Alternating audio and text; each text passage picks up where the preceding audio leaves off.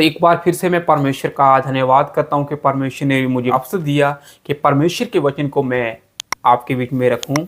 और जब हम बाइबल के अंदर पढ़ते हैं पुराने नियम में नीति वचन उसका 28 अध्याय और उसकी 13 के अंदर इस प्रकार से लिखा हुआ है। मैं आपके सामने वचन को पढ़ लेता हूँ। जो अपने अपराध को छिपाए रखता है उसका कार्य सफल नहीं होता है, परंतु जो उनको मान लेता है और छोड़ भी देता है उस पर दया की जाएगी।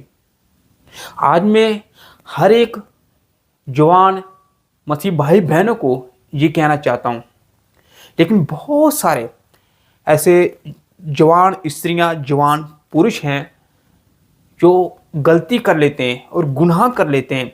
चाहे वो पॉर्न देखते हैं फ़ोन के अंदर, जो प्राय स्त्री के ऊपर क्रूरदृष्टि डाल देते हैं, या फिर गुनाह कर लेते हैं, परमेश्वर के विरुद्ध पाप कर लेते हैं, या गलतियां कर लेते हैं, या बड़े पाप में गिर जाते हैं, या व्यभिचार में गिर जाते हैं, या किसी स्त्री के ऊपर क्रूरदृष्टि गलत नजर डाल दी, और फिर उसके बाद परमेश्वर के पास आकर के दुआ करते हैं। लेकिन परमेश्वर के सामने दुआ करते, प्रभु हमें बरकत दे, हमें आशीष कर, हमारे जीवन में वो कर, हमारे जीवन में ये कर, हमें बरकत चाहिए, हमें आशीष चाहिए। लेकिन उनको कुछ भी प्राप्त नहीं होता है। बड़े लंबे समय देर तक प्रार्थना करते हैं, कभी कभी महीना हफ्ता निकल जाता है, लेकिन परमेश्वर उन्हें कुछ भी नहीं देते। फिर वो निराश और परेशान हो जाते हैं। इसका कारण क्या है? इसका रीज़न क्या है? मैं आपके सामने इस बात को रखना चाहता हूँ। बाइबल ये बताती है कि जो अपने अपराध छिपाए रखता उसका कार्य सफल नहीं होता है। ये बात बाइबल के अंदर लिखी हुई है। आप जो भी कर लें, गलती करने के बाद, गुनाह करने के बाद, पाप करने के बाद जो भी काम कर लें, आप कभी भी सफल नहीं होंगे, कभी भी सफल नहीं होंगे। ये बात बाइबल के अंदर लिखी हुई है, 100% लिखी सही है।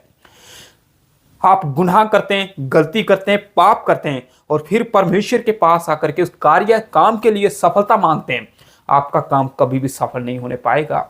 क्योंकि आपने अपने जीवन में अपने अंदर पाप को, उस गुनाह, उस गलतियों को जो आप कर रहे हैं, जो कर चुके हैं, उनको आपने पनाह दे रखी है, जगह दे रखी है। जिसके लिए आप दुआ कर रहे हैं वो आप कभी भी नहीं करने पाएंगे, क्योंकि आपने अपने अंदर, अपने भीतर उन अपराधों को, उन पापों को जगह दे रखी हुई है।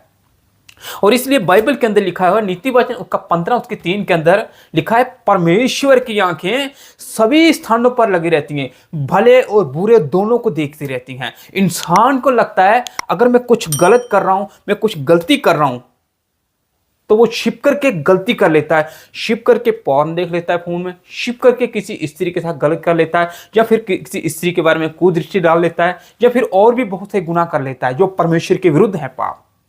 उसको लगता है कि इंसान कुछ भी नहीं देख रहा है और मैं गलती कर लेता हूं, ये कर लेता हूं, वो कर लेता हूं, इंसान को कुछ नहीं पता चलेगा। लेकिन वो भूल जाता है वो सर्वशक्तिमान, जो जमीन आसमान को बनाने वाला है, पूरे यूनिवर्स लॉ को बनाने वाला परमेश्वर है, वो देख रहा है, और वो देख रहा है। ये बाइबल के अंदर लिखा है, नीति वचन 15:3 के अंदर, परमेश्वर की आंखें सभी स्थानों पर लगी रहती हैं, भले और बुरे दोनों को देखता रहता है।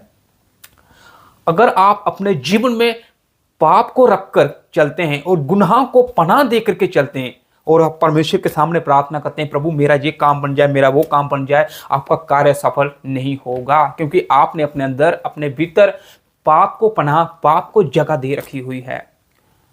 और पत्र के अंदर लिखा हुआ, जैसे मैं पवित्र हूं वैसे तुम भी पवित्र बनो, अपने पूरे सारे चाल चलन में पवित्र बनो। मैं आपके सामने ये कहना चाहता हूं कि आप चाहते हैं अगर आपका काम सफल हो, आप आगे बढ़ें, प्रभु में, खुदा में की संगति में आगे बढ़ें, तो सबसे पहले आपको करना क्या पड़ेगा? आपको खुदावंत के चरणों में आकर के अपने पापों को मानना पड़ेगा। जो आपने अपने भीतर, अपने अंदर पाप को, गुनाहों को जगह दे रखी है, उसे बाहर निकालना पड़ेगा। बुरी बुरी लग, जो आदतें आपके अंदर लगी हुई हैं, जो पापों को, गलतियों को अपने अपने भीतर पनाह दे रखी हुई है, इनके लिए परमेश्वर के सामने मान लें, इन्हें परमेश्वर के सामने मान लें। खुदा मेरी ये गलती, मेरा ये गुनाह है, मैं तेरे पास आकर के इन गलतियों को, इन गुनाहों को मान लेता हूं। और वचन कहता है जो अपने अपराध को छिपाए रखता उसका कार्य कभी भी सफल नहीं होता है। और वचन के अंदर लिखा, जो अपने अपराध को मान लेता है, उसे छोड़ देता है, उस पर दया की जाएगी। उस पर दया की जाएगी। किस पर दया की जाएगी? उस पर जो अपने अपराध को मानने के बाद छोड़ देता है, उस पर दया नहीं की जाएगी। मान लो कि आज आपने गलती की, किसी पराई स्त्री के ऊपर कुदृष्टि डाल दी, या फिर चोरी कर ली, या फिर किसी के विरुद्ध में पाप कर दिया, किसी को ठेस, किसी को दुख कष्ट दे दिया, किसी को आपने परेशान कर दिया, किसी को गाली दे दी, या फोन पे ऊपर पॉर्न देख लिया और आके खुदा के सामने अपने गलती की क्षमा मांगी, प्रभु मुझे माफ कर दे, तो परमेश्वर ने आपको क्षमा कर दिया। और उसके बाद फिर से आप पाप करते हैं, फिर क्षमा मांगते हैं, फिर से पाप करते हैं, फिर से क्षमा मांगते हैं, तो ऐसे इंसान के ऊपर दया नहीं की जाएगी, कभी नहीं की जाएगी। वचन कहता है जो अपनी गलती को मान लेता है, छोड़ देता है, लिखा है जो अपने अपराध को मान लेता है, छोड़ देता है, उस पर दया की जाएगी। जो अपनी गलती को मान करके छोड़ देता है, उस पर दया की जाएगी। ये परमेश्वर का वचन कह रहा है। तो मैं आप में से हर एक जवान भाइयों और बहनों, मैं आप में से हर एक को कहना चाहता हूं, वक्त बहुत कम है हम खुदावंत के पास आ जाएं।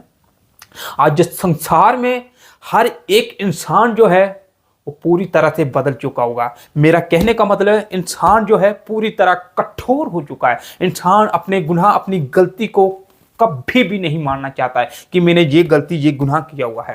लेकिन बाइबल के अंदर लिखा हुआ है जो अपने अपराध को छिपाए रखता है उसका कार्य कभी सफल नहीं होगा, परंतु जो उसे मान लेता है, उस अपराध को मानने के बाद उसे छोड़ देता है, परमेश्वर का वचन कहता है उस पर दया की जाएगी।